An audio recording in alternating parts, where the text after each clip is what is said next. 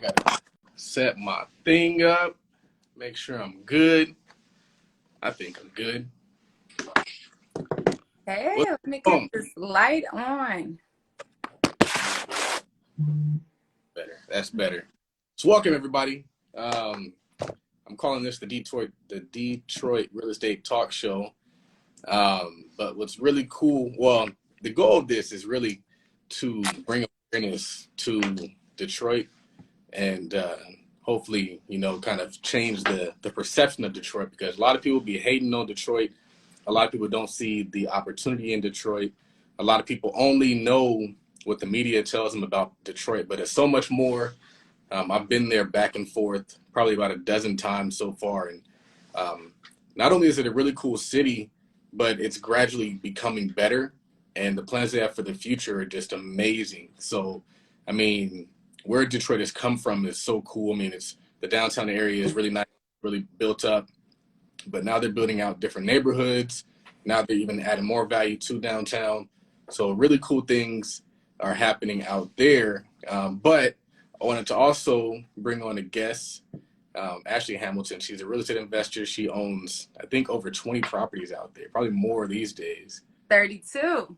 32 properties in Detroit. She was also featured on the Bigger Pockets podcast. Have you been on there more than once? Just once. Yeah, I did some takeovers and stuff, but just once on the podcast. Yeah, so I saw her on there about, I don't know how long ago, might have been like 2-3 years ago. And I reached out to her, and we've kind of been going back and forth talking about different things since then. She's helped me out a lot. And she's here because she's launching a project where she's going to be helping teach people how to manage contractors. And so she's going to be giving you guys the details on, like, top to bottom, working with contractors. And so we're going to talk about contractors. Also going to talk about Detroit, but you guys are going to get a lot of value out of this conversation nonetheless. So welcome.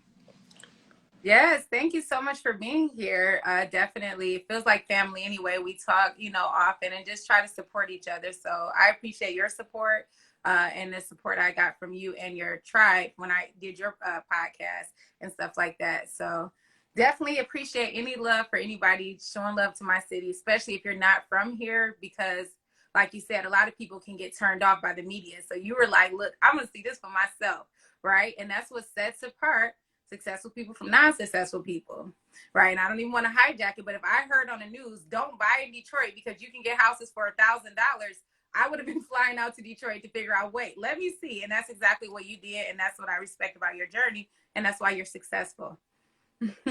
So what's the current status of Detroit these days? Well, Detroit is a landfill, right? It is just going so amazingly, especially from where it started from.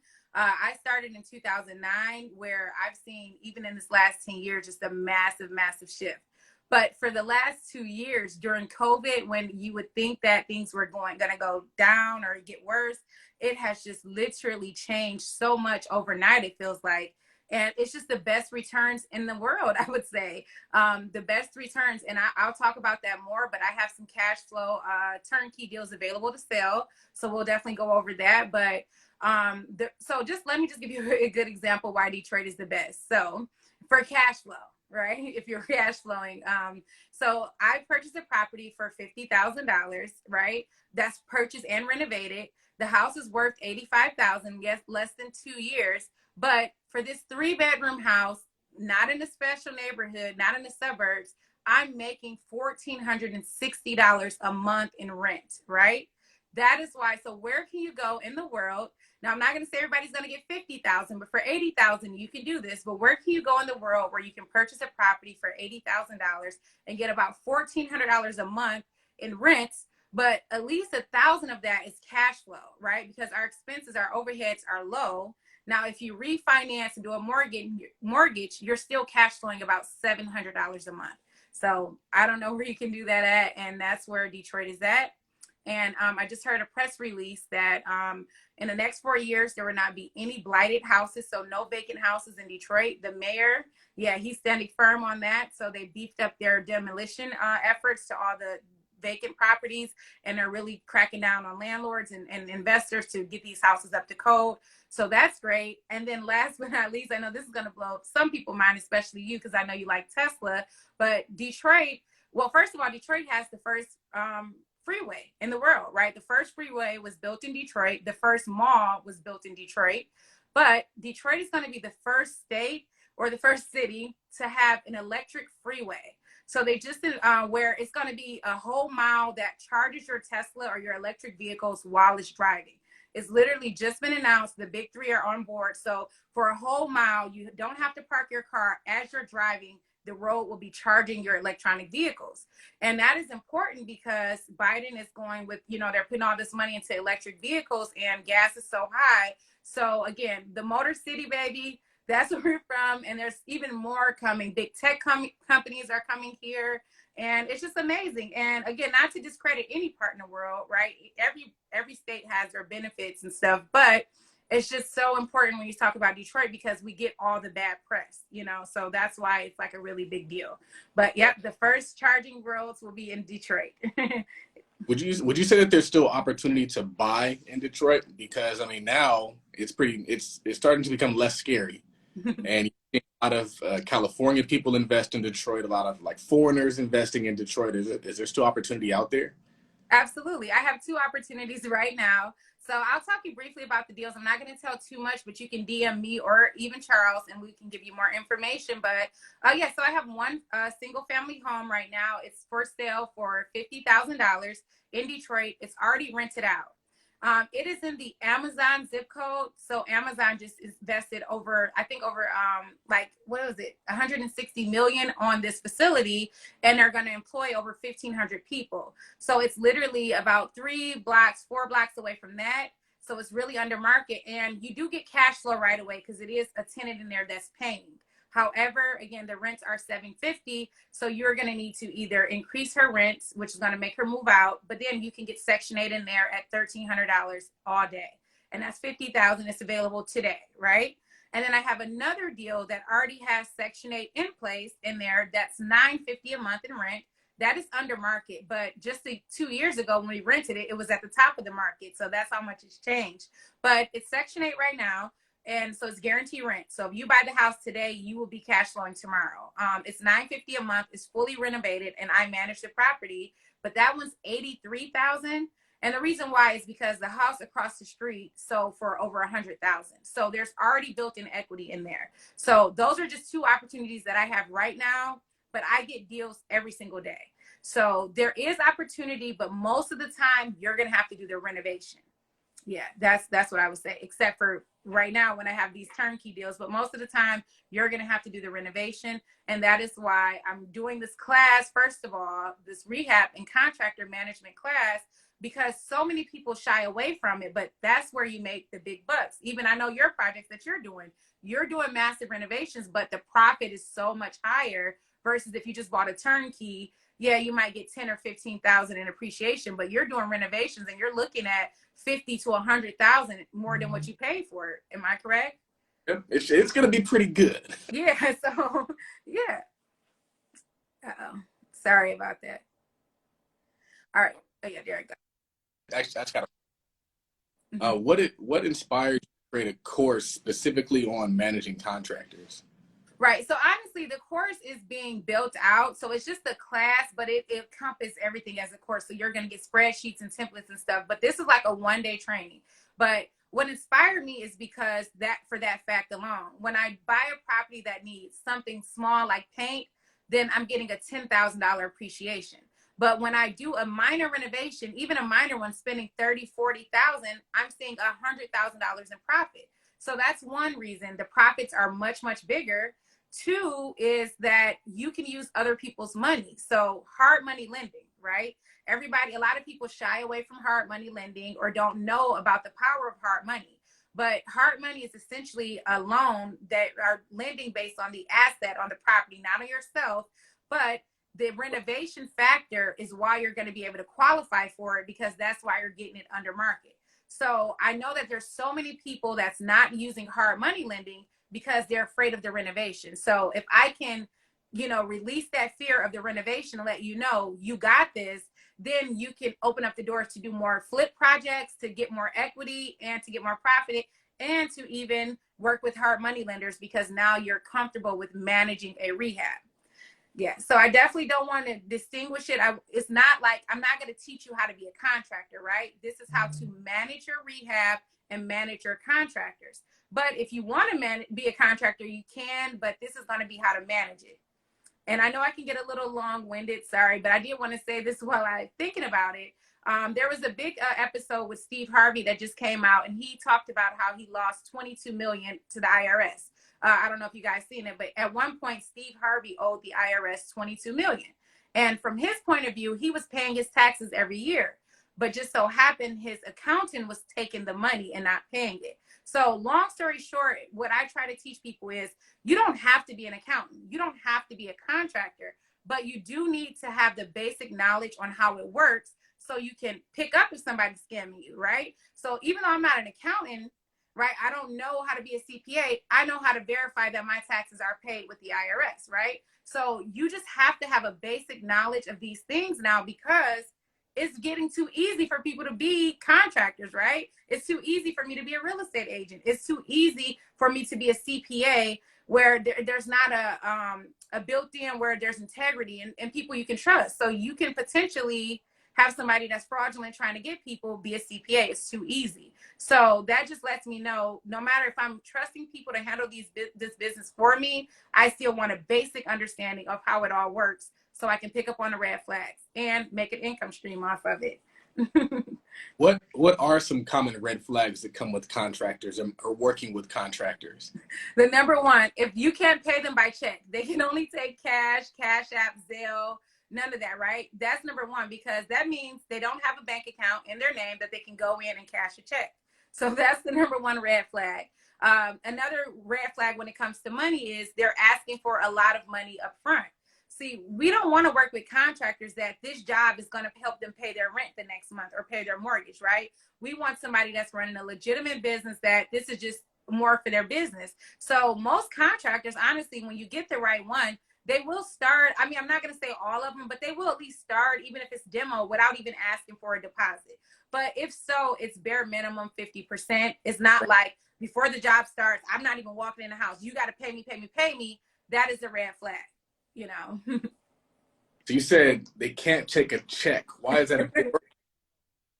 Sometimes when you work with contractors, they want to get paid right after they complete the job. Is that something you do, or how do you do that?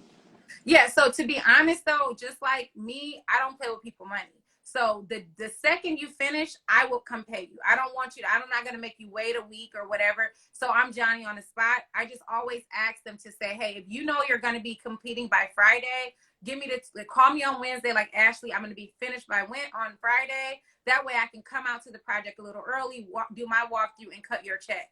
So at the end of it, I'm paying them almost instantly or simultaneously as soon as they're finished. But in the beginning, there's definitely a process. And basically, to make it simple as possible, you never want to pay a contractor for more than the work that's actually being done. So in your phase one, I'm going to teach you guys about different phases in the workshop, but let's say phase one is $10,000. So I'm not giving the contractor $10,000 to start. I want to always give him, even if it's $8,000, at least I know this little $2,000, I can, either get him to come back or hire somebody else. So that's number one. But for sure, I don't want to play with their money either. So I definitely want to be Johnny on the spot and help them.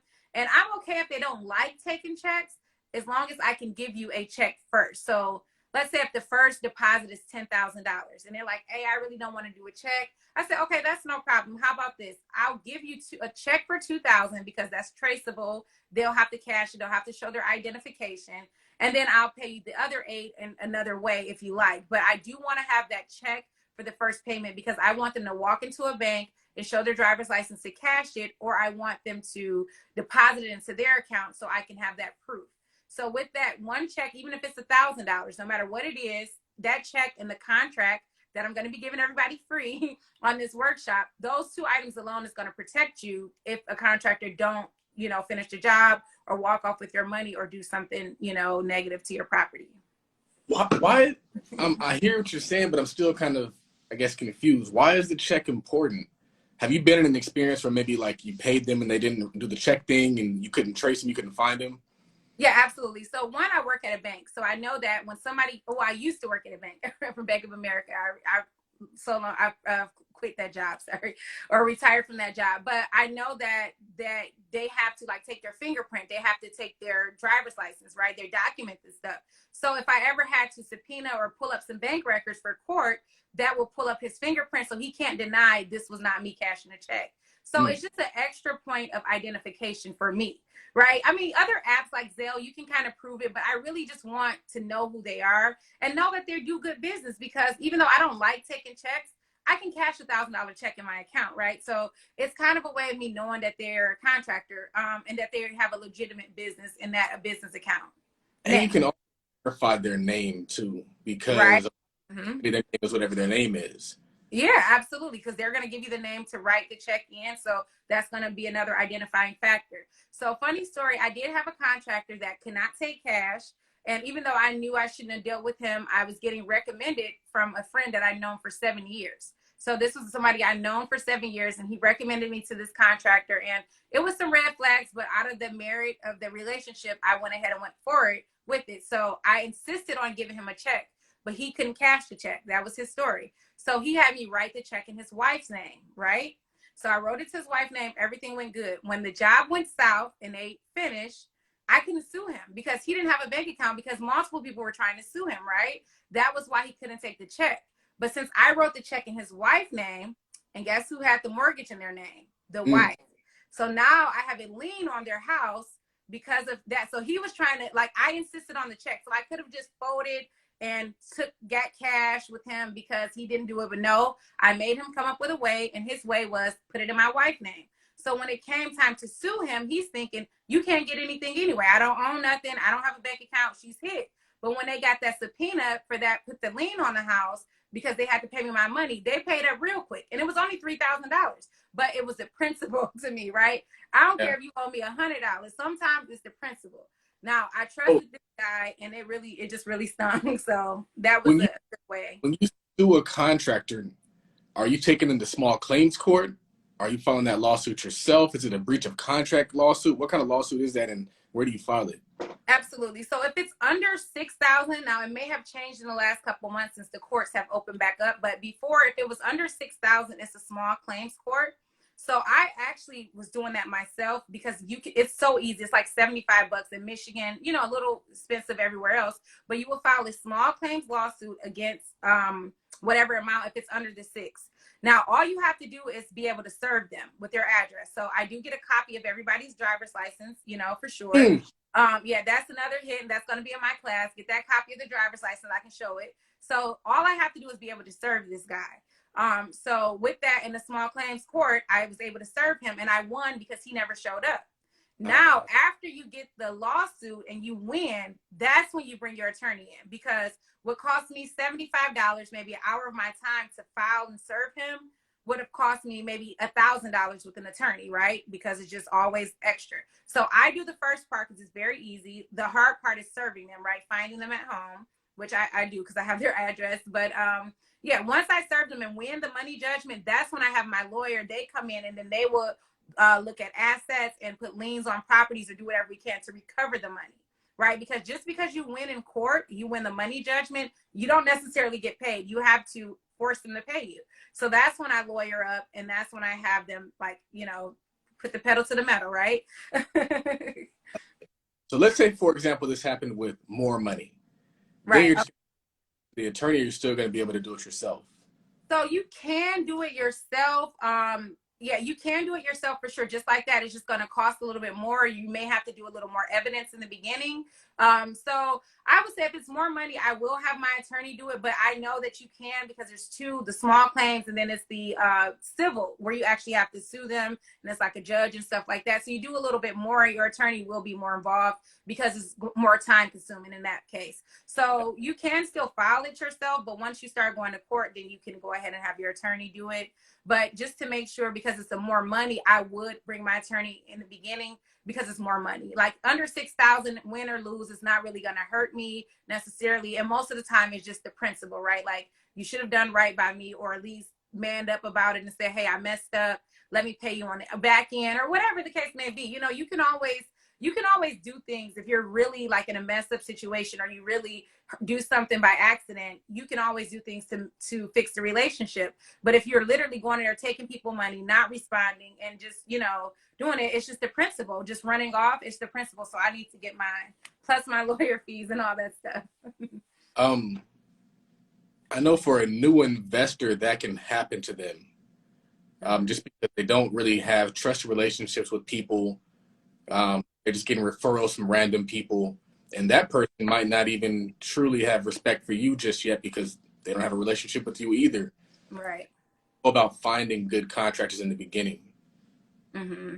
Yeah, so absolutely. And it kind of went out there. So again, like, so my thing is this: as a person, I always weigh out the good and bad and figure out what I want to expose myself to.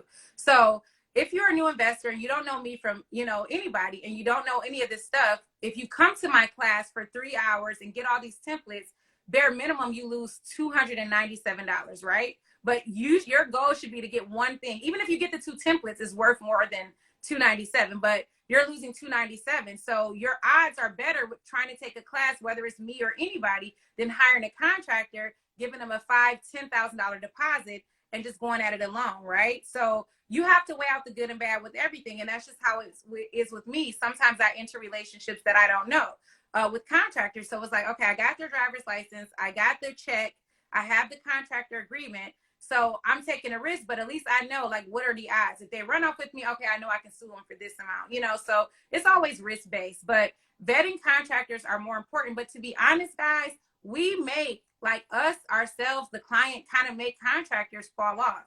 And it's because of our lack of knowledge. Like, I'm not going to be funny. Like, a lot of contractors don't, like, good contractors, you call them up, hey, I'm looking for an estimate. Or can I see some of your previous work? And they hang up on you because they feel like I'm the junk. I'm getting contracts all day. I'm not about to show you my work. But if you call them like, hey, listen, I have a 3-bedroom, 1-bath house. I have a line by line estimate of everything I want done with it and a roundabout price. And not only that, I have multiple properties and I can keep you working all year. You know, I'm organized. I have the cash. I have the estimate. All I need you to do is look at the estimate, give me your prices to it, and we can start working, you know. And again, promising that you have more work, even if you don't, right? This is not a one-time relationship. That's going to be a completely different conversation. A lot of times people don't screw me over, you know, like that's why I don't really refer people out unless I trust them, because they might come and do my job, Johnny on the spot. And then I done told my homeboys to hire them. And now my homeboy calling me every day like, Ash, what's going on? I'm like, dang, why he do you like that? He ain't never did me like that. But it's right. because of ourselves sometimes and our lack of knowledge. So again, just like with the tax situation, you don't have to be in there swinging hammers and stuff. Get the basic knowledge, do the class, and you'll always be successful. And again, what do you stand to lose? Worst case scenario, $297, but you are going to get 2 contracts that are worth more than that anyway. So you said templates. Yeah. What are they? Contract templates? Are they scope of work templates? Yeah, so I kind of get them, say templates, but so one is a legal contract that I sign with all of my contractors. So that's a contract agreement. That's an actual agreement. You can copy and paste what you need. The other is a template. That's a scope of work form where it's a line by line item where you can plug and play like what you need to renovate your property with. So again, it's not, I mean, I use it for my hard money loans as well. But if at bare minimum, if it's something that you can do and fill out and hand to a contractor, that's going to make you look like you're more experienced, and that's going to help them as well, you know, when they're budgeting, because you just look like an expert, right? Act as if. That's how I do it. Like when I talk to banks, I don't go on there like, what can you get me, and act all scared. I act as if I've done 100 bank loans and I know what I'm talking about, and they're fighting for me, right? Shifting the energy. So when you're working with the contractor, a lot of times new people, they're so scared or they haven't done it. They're like, oh, could you please do this? And I just like, they're kind of, you know, begging or, you know, insisting that they need the contractor, which you do, but it's just your way of talking to them is you're shifting the energy. Like they need me, right? You need me because I've done this 100 times. It's so easy for you because I got everything I need line by line. All your material is going to be there when you say you need it. And I got more work. So now he's thinking about how he's gonna be fearful to lose me versus in reverse where I'm fearing to lose him. You see what I'm saying? So it's all just like transferring the power, you know, just by words and confidence. How quick are you to fire a contractor? Johnny on the spot. So I almost fired somebody today, like especially in the beginning, because you know people, what you do, how you do anything is how you do everything, right? When you're messing up in the beginning, that's how it's going to be in the long run. And I've been that person that gave chance after chance, but now it's just like, no, I'm the prize, right? That's how I've shifted. I'm the prize, homeboy. I've got 20 more properties lined up. What you want to do, right? So it's quick. So honestly, today, while I'm a couple minutes behind, I sent the contractor to give a quote, and he took the key out the lockbox. So when my next contractor came today to actually work, there was no key, and I had to stop what I'm doing, right? So this was just a quote, but guess what? I'm never calling that guy back, because if you're taking my key away from my property, now you've prevented my second. I got more people. You ain't my only one. You know, Right. I got more people working, so I had to stop what I'm doing to let my contractors in. But how many times are through the project are you going to forget and take the key? You're going to lose my key. You know what I'm saying? So already just with that one mistake, just because it's new, I'm just letting him go. Now, maybe I'll put him on the back burner and give him another chance at another project. But at this point, I don't even want him on my property, because you can't remember something as simple as putting a key back in a lockbox, you know? So Yeah. for sure, if you're in this position where you are seeing red flags right away, just try to get rid of them right away before you pay more money and, you know, invest a lot more time. And now you have to kind of stay on because you've already given them too much money. You know, you're kind of in too deep. Right, in too deep. Yeah. And it's interesting because I've had the key situation happen to me, and I was just like, why would you even think that? Why do you think that's your key? Right. Because they think they're the only one and that that's their house. Like, it's just crazy. But it's just how you do anything is how you do everything. And like, I'm starting to realize, when before I would have just thought it was the honest mistake. But those little things, like I've had people lose keys before, those little things hold up projects. Now, my guy, he could have left and was like, look, I'm not working. But luckily he stayed. He gave me time to go and give him the key. But that could have cost me a whole day of work. And that contractor that's giving a quote, he's not about to pay me for these other guys that was going to work. So yeah, that's definitely, you know, something you can do with the lockbox, or get like a digital key. I just found some on Amazon for $100 where you can just give people a key code. And how I found that is because I'm interested in Airbnb now, so I'm getting all high tech. But I was thinking, I mean, I don't know if it's going to be worth the investment because these houses are vacant, but to put $100 lock, but that may be a better solution if you come up with that problem of losing keys. Just put the digital lock on there for $100, you know. That's what I wanted to do, and I've done that in the past. Because once you get a tenant in there, you have to have access to the property in your long distance. I don't want to have to get permission from, I'm not necessarily like get permission, but have to get let in by the tenant. So it's Right. like we're coming in, but I'm not going to be scheduling my service around your availability. Like that's just crazy. Yeah, for But sure. it off. And so I've had situations where I put a key code on there, and then like a tenant came in and took that lock off. Like we don't want that lock. We want our own lock. And so Wow. that's why I do the lockbox thing now. So lockbox always there. I was going to ask you, how do you protect yourself? Well, how do you know when a bid is too high? Well, so honestly, I'll have an idea of what I want to pay for it, right? Based on the spreadsheet that I'm going to go over on the workshop, I have an idea of how much stuff costs. But I can't necessarily say it's too high, because some people are just overconfident. Like, I know I'm the, I know I'm the junk. I know I charge $5 a square foot. That's just what it is. So it's not necessarily too high. Is that they strongly believe in their confidence. Some people are just confident in their ability to work and they're good at their job. But so what I can say is unfair, it may be unfair, or maybe I need to seek another bid. But basically, again, I'm writing all of my estimates with the same template that I'm going to give you guys. So I'll come up with, say I come up with 50 and somebody says 59. Okay, that's a work. But if I come up with 50 and you're saying 70, we don't even have to talk. You know what I'm saying? That's too much, because I've already line by line it. So that would be my suggestion on that. But again, we can't, like, I don't fight people on their prices, because again, I don't want nobody to come and tell me, if somebody tell me to lower my price, I'm like, boy, you don't know who I am, right? But at the same time, you just have to be careful, because some people just overprice because they don't know. But what I would say, you more so run into the lower bid problem, like where you get a bid, like I come and do my line by line and it's 50 and somebody comes in at 40 or 30. that's where the bigger issue is, because when somebody comes in significantly lower, for sure you might want to entertain it, but you have to dig deeper.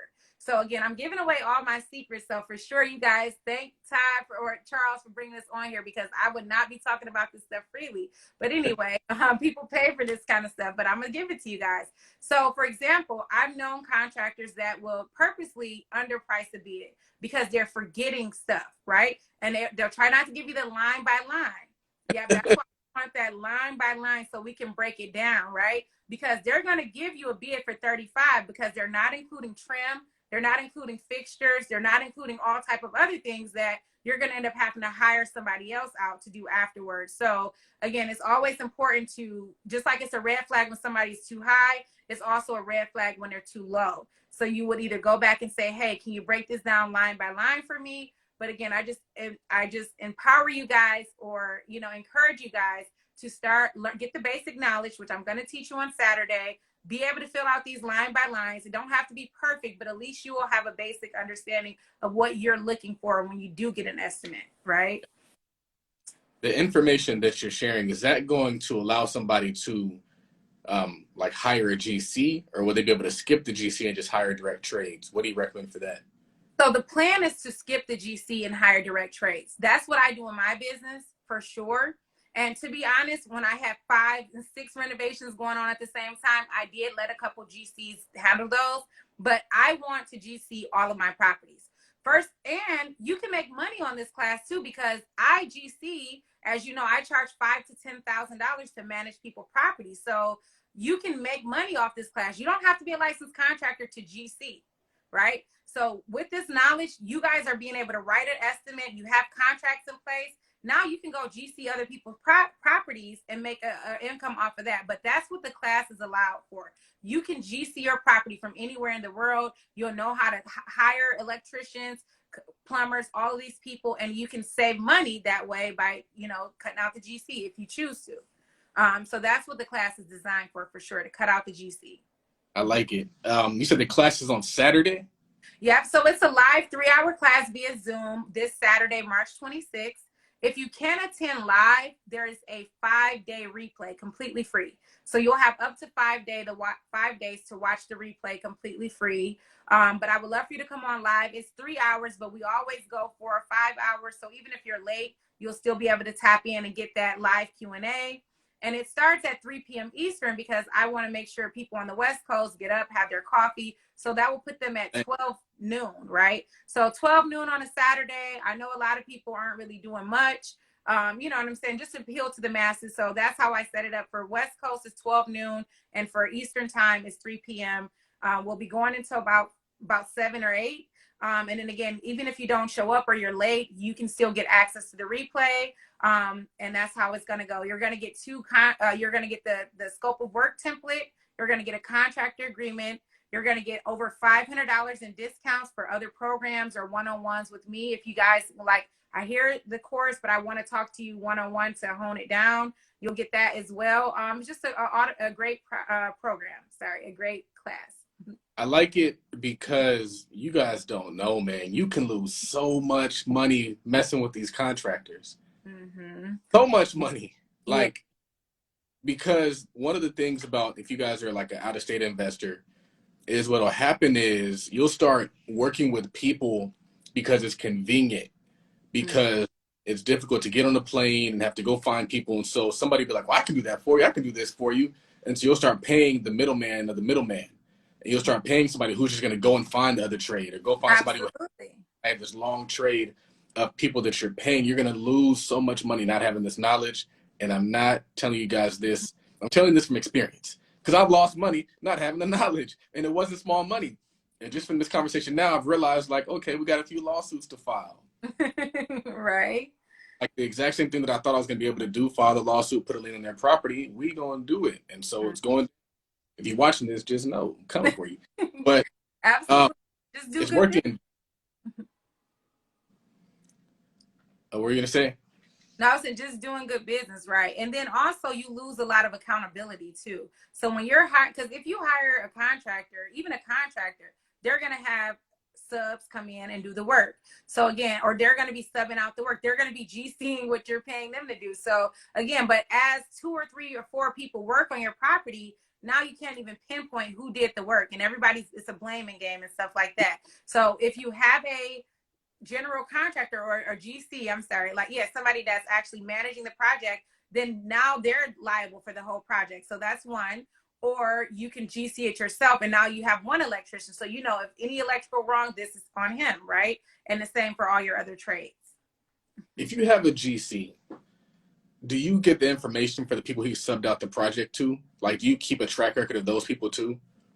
Yeah, so when you're saying, like, if I'm GCing a project for them or if I'm hiring a GC? So if you hire a GC, that GC says, I'm going to handle the electricity, the roofing, all that stuff. Yeah. But you know who's doing that stuff on your house just in case they did it wrong. You got to call them back. Like, how do you track that information? So honestly, people are probably not going to give you that information. Right. So, you know, and that's number one. They're just going to say they have it in house. But as long as you have that agreement with that GC, it don't matter who he brings in. You can sue him and get your damages from him directly. But, you know, obviously, if they want to be most people won't give it out. I know I wouldn't give my people out. But I can, since I'm local, I can always stop by the property and see who's working on it. But for the most part, I try to let them handle it, give them that trust, because I want an agreement with them, and I'll have it in the agreement and let them know that, listen, I don't want to hear that Joe did this wrong and Bob did this wrong, because you're responsible for it. And just when I ran my GC business, if I'm telling you the project is $50,000 and you hire me, then I'm liable for that 50. So I'm not going to call you and say Tom didn't finish the roof, because I already got a contract with Tom and I didn't pay him. If he did a $5,000 worth of work, he only got paid $4,000. So I leave that big enough spread so that I can just hire somebody else to finish it. So as a GC, that's probably what set me apart. Like, I'm not giving you my trades, but you don't have to worry about who they are. Come after me. I take all liability. You know what I'm saying? But at the same time, it's because the way I manage my subs, right? I'm not paying them more than what they're doing. So there's always easy for me to just fire somebody and hire somebody else. Yeah, that's so how I protect it. If you hire a GC, the GC subs out the roof, the GC subs out the siding. Yep. Done incorrectly, you don't have to sue the person who did the siding. You got to sue the general contractor, and the general contractor is going to have to sue his siding guy. Absolutely right. Yes, absolutely. If he chooses to. Yeah, but you lock him in with that contract, though, the general contract. Like, look, I don't care if you GCing. You know what I'm saying? I'm trusting you. You're responsible for this project. And most of them, that's why they leave your project. That's why they walk away without finishing a project, because they're getting screwed around. Like, the GCs need to do this class too. The contract, like, I teach my contractors. I'm like, wait a second. You picking up these people, like my contractor, go pick up his whole crew, drop them off. You need to be getting a better price than that. You know what I'm saying? So I'm teaching them, but I'm like, don't tell me that such and such didn't show up. You better have 2 or 3 people, because you're responsible. You can't come to me and say you need more money, such and such didn't show up. And honestly, that's what always happens. Literally, when I let the 2 projects that I did let GC, that's what happened. He couldn't finish the work because he didn't do the work. He don't know how to, install flooring and paint. And the guy took his money and ran off. So he's in a situation where he's about to get sued for me, but he don't have a choice, because he don't have the money. He already paid this guy. He didn't ran off. He can't physically do the work. So now he's either going to go negative on another job, or he's going to walk away not knowing that I'm coming after him with a vengeance. You know what I'm saying? But that's what's putting people in a bad situation. So me, how I was being able to successfully GC projects is, for one, having multiple people, always having a backup. So if I'm hiring Bob to paint, then if Bob can't paint, I got Rico over here waiting, right? And also, I'm always not paying Bob. He's always getting paid less than the work he's done. Even I've had to go pay one contractor. This was a new guy led GC, and he ran out of money, but everything's in writing. So now you're trying to go against the contract, right? So me, I want to keep the project going, but I don't feel comfortable giving you more money, because you were supposed to do what you were supposed to do with this first money. So what I did was, I'll come by the project every day at the end of the day and pay you daily $200 or $300. So it was like a $3,000 balance, right? And he was like, well, I can't pay my guys. That's your problem, but whatever. We need to get the job going. So you said, guys. Right. That's not my problem. But at the same time, that just lets me know not to work with him. But in the spirit to keep the project moving, how much is your guys charging you? 200 a day? No problem. Every day at 5 o'clock, I'll be there with $200. But I'm not giving you this full 3,000. You can walk away if you want, or you can finish the project and potentially get more work. And then next time, manage your money better, right? So I literally, for 10 days straight, I came over to the job site at 5 p.m. and handed $200 cash versus just giving a guy $1,000 because I'm just not doing it anymore. I know I have responsibility. I have accountability. If I mess up, I've taken losses on GCing properties. I'm not gonna lie. In the beginning, I'll hire guys to do roofing and stuff like that, and they wouldn't finish, and I gave them a little extra more than I supposed to. So when I hired the second guy, I didn't come back to my investor like, oh, I messed up. I just said, okay, it's $800 more. I'll eat that, out of my fee. But it only takes me one time to learn, especially with money, because I'm cheap. So if I have to pay money, oh, you best believe ain't nobody getting over on me again that way, in the same way, for sure. That's why I feel like sometimes doing it is the best lesson. Yeah. Also, it's why a lot of people get GCs out of the way. Yeah. Because they start looking like he didn't do the work. He doesn't know how to do the work. And he's moving so slow that I'm calling him, harassing him, trying to get him to do stuff. I can just do this myself and probably be 10 times better and be 10 times motivated because it's your property, your money on the line. And to them, it's just like, if it works out, it works out. Right, absolutely. And it's sad though. It's really sad because in contracting, like I know contractors that can be millionaires if they just did good business. You know what I'm saying? And even if something like just charge a little extra, like whatever it is, but they just want that deposit. They're deposit collectors, right? That's what they are, deposit collectors. They just want the deposit. Because they need your deposit so they can finish their job for their last person, and then they're gonna have to collect another deposit when they start your job so they can start your job. So it's just a vicious cycle. And again, the red flag again, what we said in the beginning is needing the money right now. That was the red flag, and that's what they're doing, collecting your deposit so they can use that to finish their job before. And then once they start your job, they're gonna collect another deposit to start it. Just a vicious cycle. Yeah. So you kind of have to avoid working with people who are too anxious for the money. Yeah. Mm-hmm. Where I had a contractor calling me to see if I closed on the property. Like, hey, you closing that property yet? Like, what's going on with that? Like, bro, like, worry about your own property. Right. You should have other projects going already. Yeah. Right. That's a red flag. And I think that experience gives you patience, because if this is your first property or second property, you're going to be super anxious. You're going to be like, I got to get this going too. And you can walk right into a trap. And so that's why you need to, I think this class is really important. Anytime you invest in your education, it's important, but it's going to allow you to see those things before they pop up. So when you do see them, like, oh yeah, she said that was going to happen. Right. Let me go ahead and move a little bit different. I'm telling you, these contractors are relentless.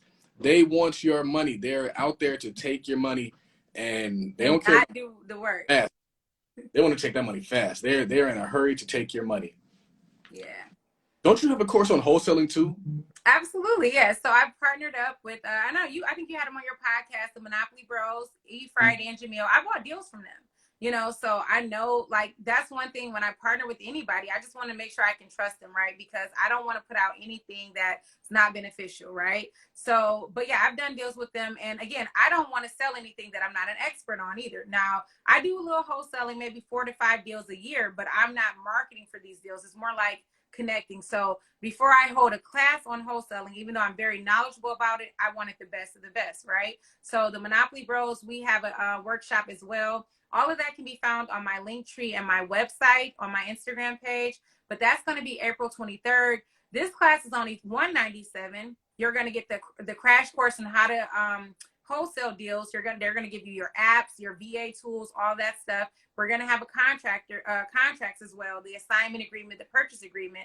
That's only $197 as well. Same thing, 3 hours, live Q&A. You're going to get 5 days access to the replay. So if you don't show up, I'm going to give you guys a discount on calls with me or any other training. So yeah, it's definitely just affordable way, right? So obviously you have multiple ways to get into this, but this is very affordable, and it's just getting you the basic knowledge, right? So like I said about the CPA, I don't want to be a CPA, but I do want to have basic knowledge on how it works so I can know if somebody's not sending my money to the IRS. So that's how these classes are structured. So if you want to be a wholesaler, or maybe you don't know too, that's another reason why I like doing these classes, because a lot of people will say, hey, how do I get started in real estate? I'm like, well, what do you want to do? They're like, well, I don't know. I think I want to flip properties, or I think I want to be a landlord, but they really don't know why. So if you're being able to dabble into this information at a lower price, now you can kind of figure out, well, do I want to be a wholesaler? Do I want to go straight to GCing and doing flip projects? Do I want to go straight to hard money lending?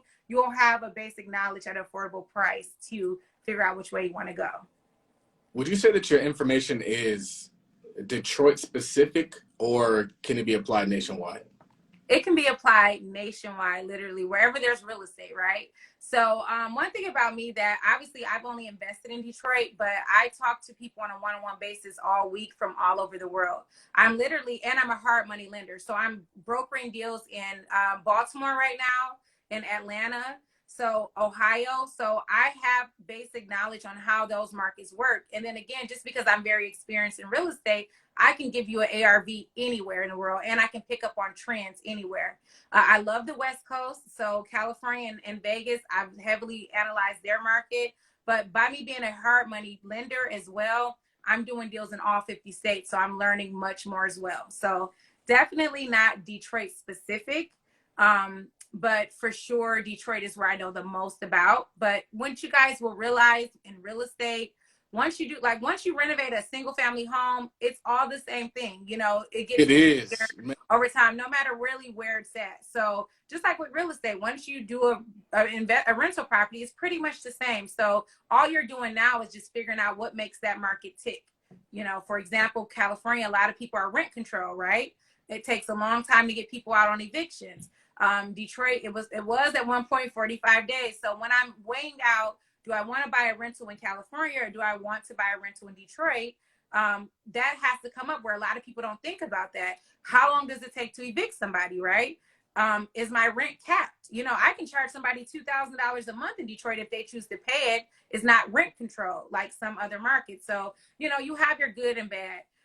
Somebody said they're trying to go to Texas. I love Texas. Airbnb is really, really popping right now in Texas. But Texas is one of those markets that you can get a lot of bang for your buck. I love that. And it just depends. I feel like when I analyze Texas, I want to definitely be in like a Dallas, a Houston, a major city, because a lot of those army towns, they don't really have a lot of stuff to do. But I'll give you guys that free gem right there. The army towns. Why am I looking at army towns in Texas? Because I'm trying to get an Airbnb more heavily, and I've been analyzing every market to do that. And Texas was one of those markets that I've been analyzing the army bases so that I can get Airbnbs by there, so that when people come visit their family, they'll have somewhere to stay. Yeah. So that's a free gem for you guys as well.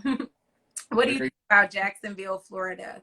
Well, let me know if you want me to just answer some of these things. I just see a couple comments coming up. Yeah, go ahead. I have another meeting that's starting simultaneously. That's what I was about to say. Yeah, listen, Charles, like Leslie said, we could go ahead and end this. This guy is the epitome of hard work. This guy's the epitome of, you're not about to get me down. Like, I feel like he said, like, it's interesting to him where most people will run away from Detroit. He probably owned 12, 14 houses. They're like crazy. So yeah, this guy, I really have so much respect for him, and he's just a go-getter, and I love his opinions, and he's strong on it. And it's like, no, like, listen, this is who I am, accept it or not. But at the same time, he's still a good person too. You know what I'm saying? Not like, this is who I am in a cocky way. So I appreciate the grind. I love it, and I'm all here for it. Cool. Thanks for coming on. Hey, you guys, make sure you check out that course. It's going to be a ton of value. And from somebody who has lost money to contractors, I'm going to be in it. I'm going to make sure that I get there. And if I can't catch it live, I'm going to catch the replay. I'm definitely going to use the contract, because that's worth the money. The template's worth the money. You will save so much money. And I think that's one of the best products. The best product is the product that pays for itself. And so this is for itself, where the small investment that you put up is going to save you the thousands upon thousands of money, of headaches, of chasing around people. It's not fun being taken advantage of. And they're going to try to get you if they think you don't know. So get the information so you do know. But make sure you guys follow her. Make sure you guys click the link in her bio. And thanks for tuning in. Yes, thank you. Can you post the recording on there so I can let people watch it, for people that missed it? And this is the last question I got to ask you before you go. Did you get the stem player from 9 to 2? I was just thinking about buying that today. I need to get it, but no, I don't. You know we Kanye West fans. I know he going off a little bit, but it ain't no dying look. I support, yeah. But Jay-Z Yeah. on the album, you gotta grab it. But thank you for having me, and I'll see you soon. All right. See ya. All right, bye-bye.